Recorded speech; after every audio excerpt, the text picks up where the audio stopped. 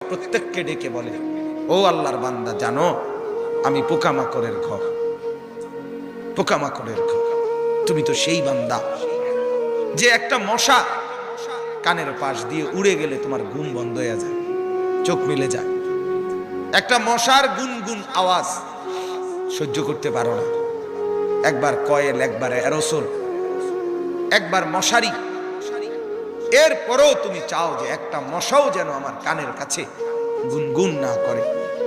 তো 5 ঘন্টার ঘুমের জন্য, 6 ঘন্টার ঘুমের জন্য বান্দা এই যত্ন নিলা, অনন্তকাল কিংবা বছরের পর বছর কবরের যে ঘুম দিবা, পড়ে থাকবা সেই ঘরে, পোকা মাকড়ের ঘর, সেই ঘরে তুমি ঘুমাইবা কেমনে, থাকবা কেমনে? আমার বাপ, আমি থাকবো কিভাবে?